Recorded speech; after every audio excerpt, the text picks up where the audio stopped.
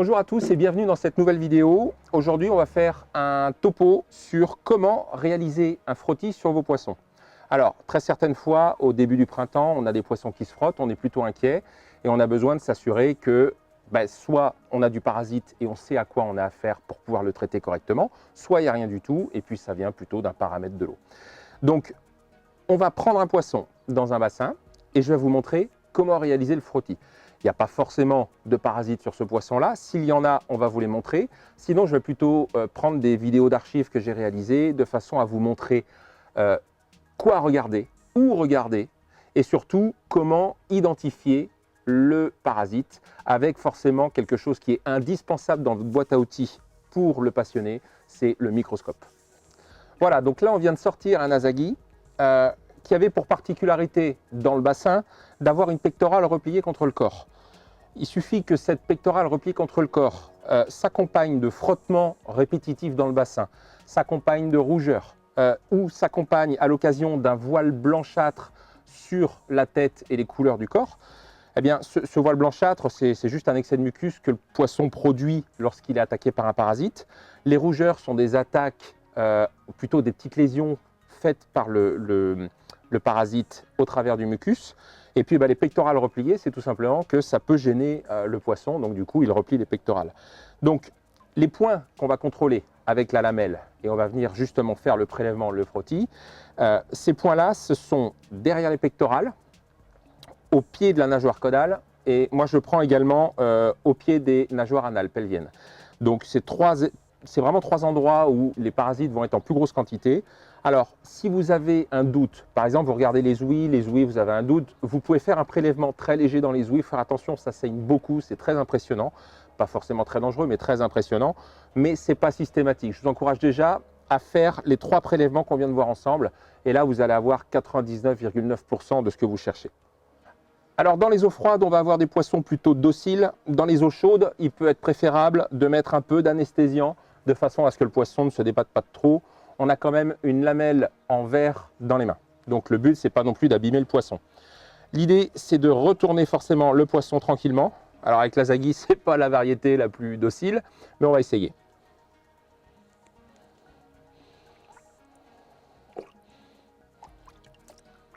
Un premier prélèvement ici. On a un peu de mucus. Un deuxième prélèvement ici. On a un peu de mucus. Et un troisième prélèvement à la caudale. Une fois que le prélèvement est fait, avec votre petite lamelle, vous allez rassembler le prélèvement de mucus au centre avec un peu d'eau. Vous voyez, on appuie et on va tout de suite voir au microscope. Alors la magie du montage au niveau de la vidéo fait que là on a tout de suite la lamelle sur le microscope. Ce qu'il faut savoir, c'est qu'avant même de pratiquer votre prélèvement sur le poisson, il est intéressant de préparer le microscope et puis sur votre lamelle, pour être sûr d'avoir le bon grossissement, eh bien vous prenez n'importe quoi, une feuille ou ce que vous voulez, vous la mettez sur la lamelle, vous faites vos réglages, vous êtes prêt.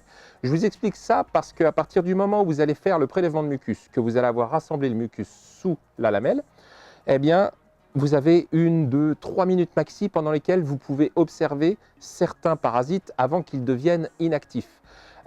Tant que ça bouge, c'est facile à repérer. Avec le plus petit grossissement, vous laissez votre lamelle sur le mucus, et je vais vous montrer après dans la suite de la vidéo quoi regarder, mais vous allez tout de suite voir si des choses bougent et vous allez pouvoir grossir à ce moment-là pour viser ces choses-là. Mais si vous êtes trop lent, que vous n'avez pas préparé votre microscope, une fois que vous mettez la lamelle, tout ce qui est inactif n'est plus observable. Et je pense notamment au Gyrodactylus et Dactylogyrus, où là on est vraiment sur deux parasites plutôt méchants pour le bassin et qui, au bout de 2 minutes, ça cesse de bouger. Ou alors ça va vraiment, faut vraiment être fixe dessus pendant un certain temps pour le voir bouger un tout petit peu. Donc ça, il faut y faire vraiment très attention. Donc là, on va faire le point au bureau sur tout ce qui existe, en règle générale, ce qu'on trouve en tout cas dans nos bassins au niveau des parasites, et puis comment les observer, où les observer. À tout de suite. Alors, nous voilà au bureau pour parler des parasites. Donc, comment trouver un parasite sur une lamelle? Alors, comme on l'a expliqué, il y a des symptômes qui ne trompent pas pour déjà savoir si oui ou non on a besoin de faire un frottis sur le poisson. Ces symptômes, c'est le voile blanc, c'est les rougeurs sur les pectorales, les rougeurs sur le poisson, un poisson qui s'isole, les pectorales refermées sur lui-même, qui ne mange pas. Voilà. une peau laiteuse, ça c'est souvent aussi le cas lorsqu'on a des parasites.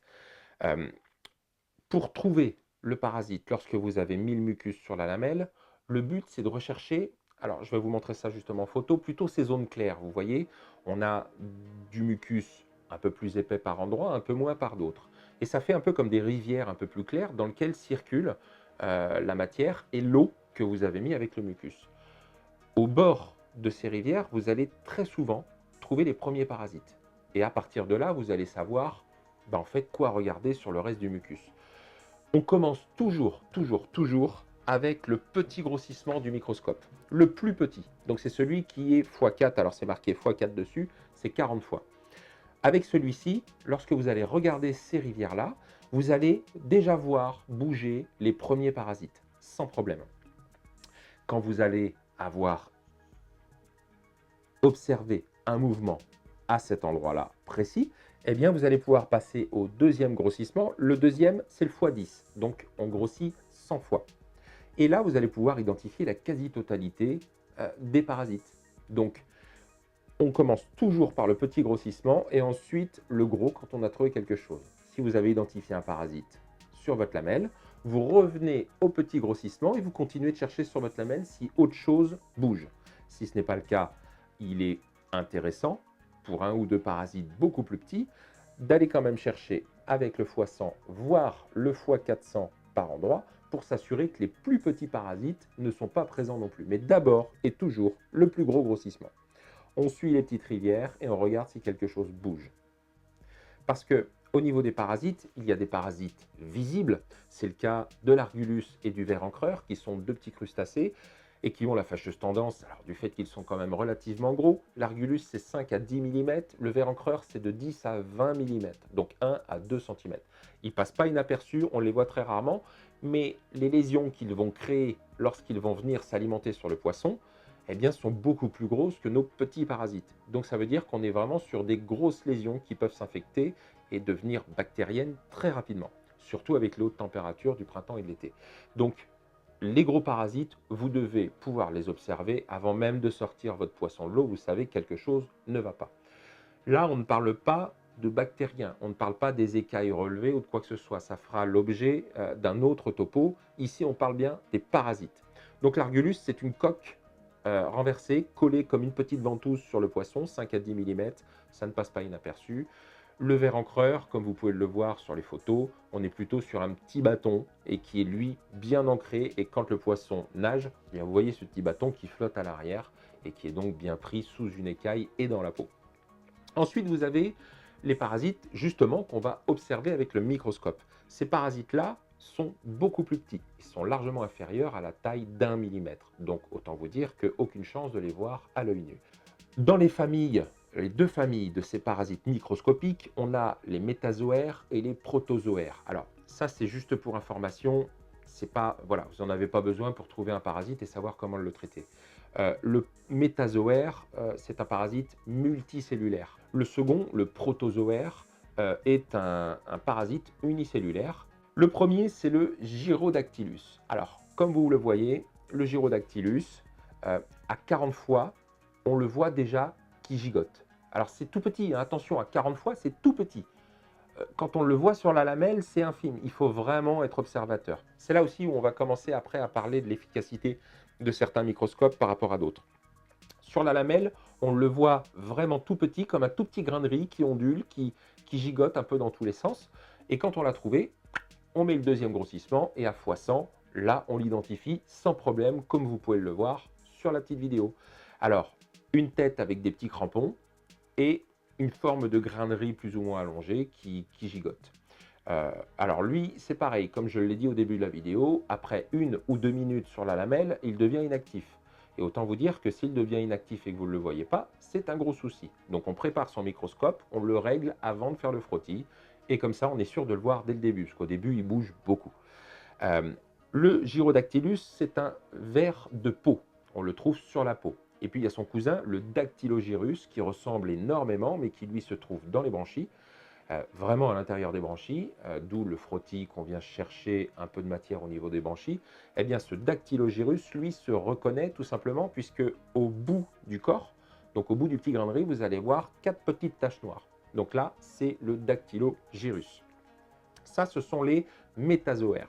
Les protozoaires unicellulaires ont plutôt une forme ronde et vous allez assez rapidement voir qu'ils tournent sur eux-mêmes, très souvent en tout cas, ils tournent sur eux-mêmes, sauf le plus petit, le Costia, qu'on va aborder tout à la fin, qui lui est plutôt un petit électron instable qui bouge dans tous les sens et qui est généralement en très grande quantité quand on le trouve, mais sinon les autres ont tendance à tourner sur eux-mêmes. Alors, le premier qu'on va regarder, c'est le trichodine. Le trichodine, ça ressemble à une petite soucoupe volante. Donc le trichodine, à 40 fois, c'est tout petit. On voit un petit point qui se déplace, mais qui se déplace sûrement. C'est-à-dire que par rapport à tout ce qui peut bouger autour dans le flux de l'eau que vous avez mis sur votre lamelle, eh bien lui, il suit vraiment une trajectoire complètement à l'opposé. On le distingue rapidement. On sait que c'est quelque chose qui bouge et qui ne fait pas partie du décor. Le trichodine, quand on grossit à 100 fois, on le voit bien. Donc ça fait partie des parasites qu'on appelle parasites ciliés.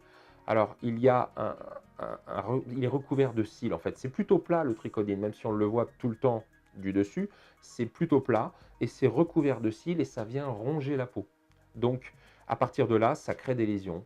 Exactement comme les gros parasites, on a une infection bactérienne possible avec tous les parasites.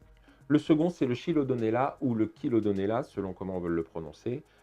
On est sur un parasite qui ressemble plutôt à une olive, alors une olive un peu claire, hein, plutôt un grain de raisin, qui tourne sur lui-même. Alors lui, il est beaucoup plus petit, c'est-à-dire qu'à 40 fois, on ne distingue pas grand-chose. Il faut aller chercher dans les petits torrents, les petites rivières que je vous ai montrées tout à l'heure, il faut aller chercher à 100 fois pour pouvoir observer ce genre de parasite, parce que là, on est vraiment sur du tout petit. Et pour l'identifier correctement, là, il faudra pousser sur le plus gros grossissement, c'est-à-dire le 400 fois. Alors, le Chilodonella fait également partie des parasites ciliés, c'est-à-dire qu'il est recouvert d'une membrane avec des cils et il vient par érosion gratter la peau du poisson, ce qui va automatiquement créer des lésions.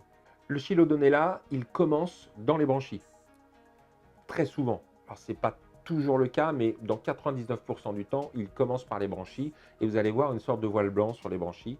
Donc là, vous pouvez faire quand même un frottis. De toute façon, rappelons-le, à partir du moment où quand vous allez observer les branchies avant de faire votre frottis, vous allez voir que les branchies ne sont pas bien vives, bien rouge-violette. Il faut être clair, vous passez la lamelle dedans, il faut un échantillon pour savoir ce qu'il y a dedans. Mais le Chilodonella, lui, commence par les branchies et ensuite atteint la peau. Donc c'est vraiment un parasite qui est invasif, qui va très très loin. Et puis donc, le dernier, entre guillemets, le dernier protozoaire qui est le Costia, lui, c'est pareil. Il va falloir pousser les grossissements un peu plus fort parce que c'est vraiment, vraiment minuscule. Alors lui, à x100, on commence à voir un petit bouillon. Vous voyez que ça bouge, ça grouille. À 400 fois, vous voyez le Costia. Le Costia, il a plusieurs flagelles autour de lui qui lui permettent de se déplacer dans le mucus. Il ressemble à un petit grain de riz également, mais alors vous allez voir, contrairement au Chilodonella, c'est très électrique, quoi. On a l'impression que ça bouillonne. Donc ça, vous ne pouvez pas le louper à partir du moment où vous utilisez correctement votre microscope. Enfin, le dernier parasite, c'est le point blanc.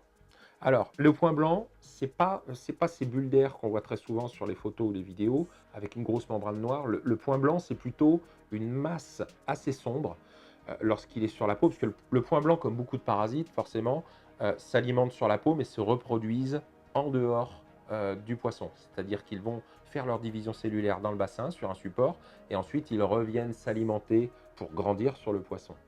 Le point blanc, vous avez cette masse, et puis très souvent, vous arrivez à distinguer, et c'est ce qui fait que ça ne trompe pas, vous arrivez à distinguer une sorte de U plus clair à l'intérieur du noyau. Donc c'est le noyau en fait, hein, qu'on voit à l'intérieur de la cellule. Et là, vous avez identifié sans problème le point blanc. Et une fois de plus, c'est une cellule qui a tendance à tourner sur elle-même. Alors le point blanc, il est quand même assez souvent de fois très cylindrique, quasiment parfaitement rond dans beaucoup de cas. Mais ce petit U plus clair à l'intérieur, qui est le noyau, eh bien, vous arrivez à le distinguer sans problème.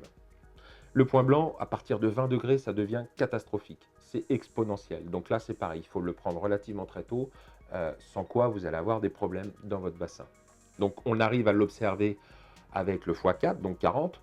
Et puis on le confirme avec le x100, le deuxième objectif. Alors, on ne va pas rentrer dans les traitements pour chaque parasite.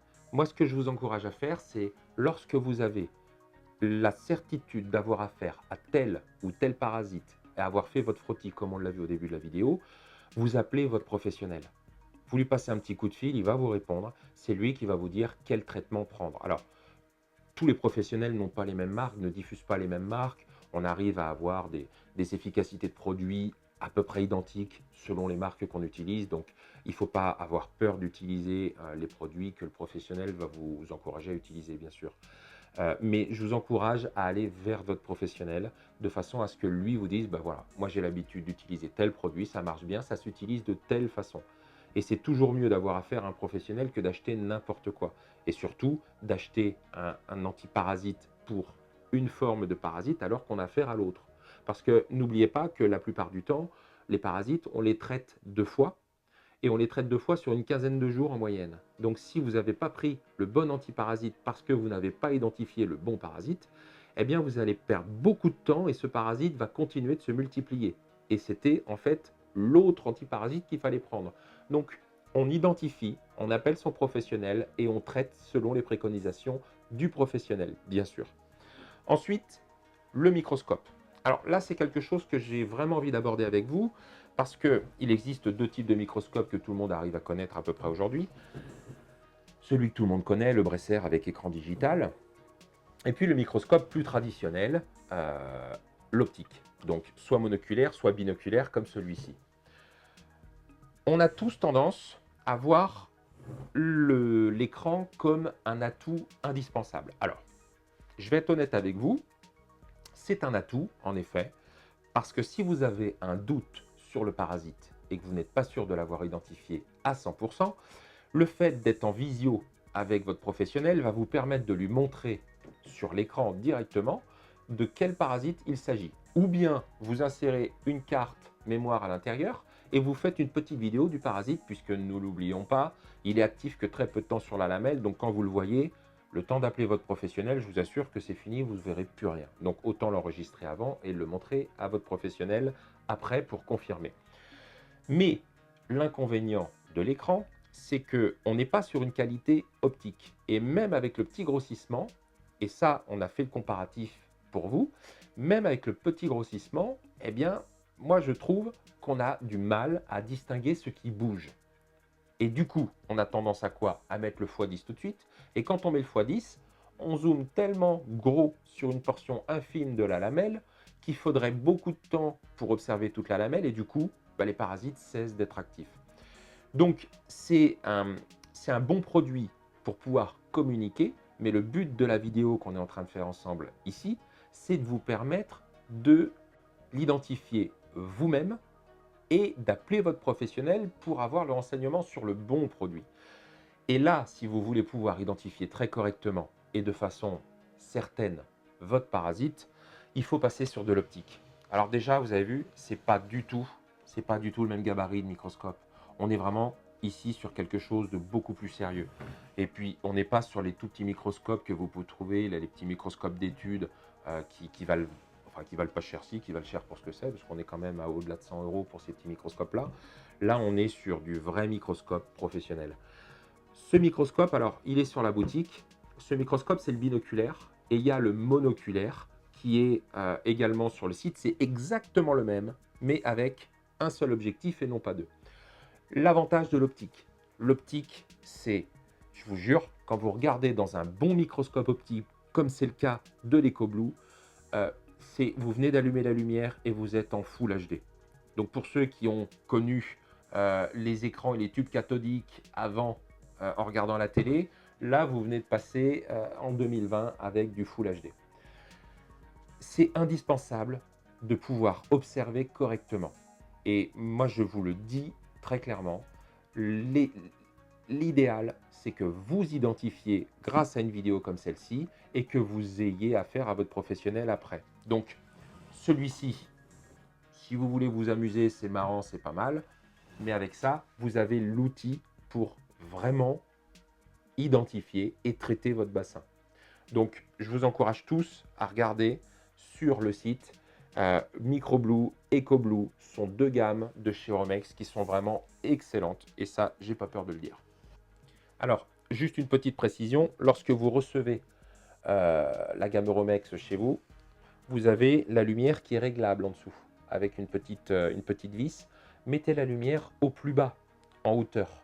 Vous le mettez au plus bas de façon à donner du relief au mucus. Plus la lumière va être haute, moins le mucus aura de relief. Donc moins vous allez voir les parasites. On dessert, ça descend et on le laisse comme ça définitivement. Après, on va avoir l'intensité de la lumière qui se règle ici. On va avoir, sur ce modèle-là en tout cas, on a le chariot pour déplacer la lamelle comme on le souhaite. Et puis, c'est là le gros avantage de cette gamme-là, c'est qu'on a un déplacement ici, donc pour faire la pointe, mais la petite molette bleue qui est à côté, c'est micrométrique. Ça permet vraiment de faire une mise au point qu'on a beaucoup de mal à faire avec d'autres microscopes. Donc cette petite molette micrométrique, vous avez une mise au point sur les différentes épaisseurs du mucus et vous allez tout voir de A à Z. J'espère que cette vidéo vous aura permis d'identifier vos parasites et vous aura permis de sauver vos poissons. Et là, on parle bien de sauver les poissons. En tout cas, moi, je vous dis à très bientôt dans une nouvelle vidéo, très certainement celle qui va vous permettre de soigner le poisson lorsque le parasite a causé des dégâts. Je vous dis à très bientôt. Salut, bye!